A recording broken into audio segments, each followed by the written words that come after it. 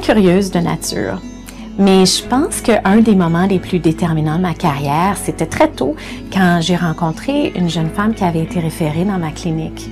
Cette dame-là avait passé à travers des moments très difficiles. Elle avait déjà perdu 8 bébés.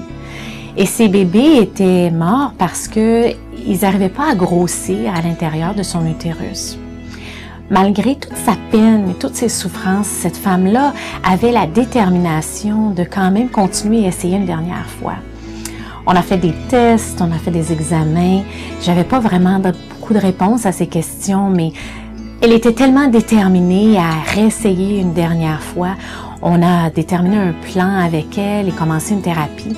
Et puis, de façon miraculeuse, à la fin de 9 mois de grossesse, on a accouché d'un beau bébé garçon de 8 livres. Ça a été un moment merveilleux. J'étais tellement privilégiée d'être là à ses côtés et d'accoucher ce bébé-là pour elle. C'est une personne tellement inspirante, puisqu'elle a vécu ce à travers quoi elle a passé, m'a donné énormément d'inspiration et de détermination pour continuer à travailler et à chercher dans mon laboratoire et à amener auprès de ces patientes-là des nouvelles solutions.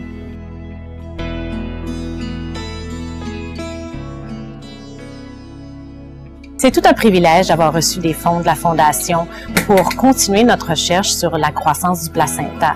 On a reçu des fonds cette fois-ci pour investiguer les problèmes que les femmes enceintes qui souffrent d'obésité peuvent avoir durant leur grossesse.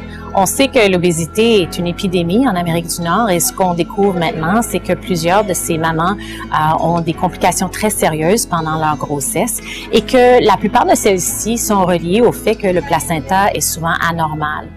J'espère fortement que les fonds qu'on a obtenus à travers la Fondation vont nous aider à essayer d'identifier ces mères qui sont à risque de façon très précoce pendant la grossesse et aussi de nous permettre donc de comprendre les mécanismes qui résultent dans ces complications. J'espère qu'à la fin, on pourra, à ce moment-là, vraiment avoir de meilleures façons de traiter les mamans et leurs petits bébés pendant la grossesse.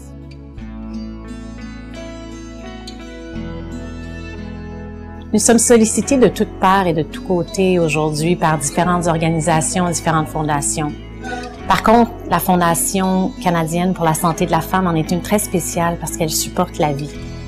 Quand on y pense quelques minutes, vraiment la Fondation va supporter un petit être humain de tous les débuts, quand on est un embryon, jusqu'au stage où la femme devient postménopausée.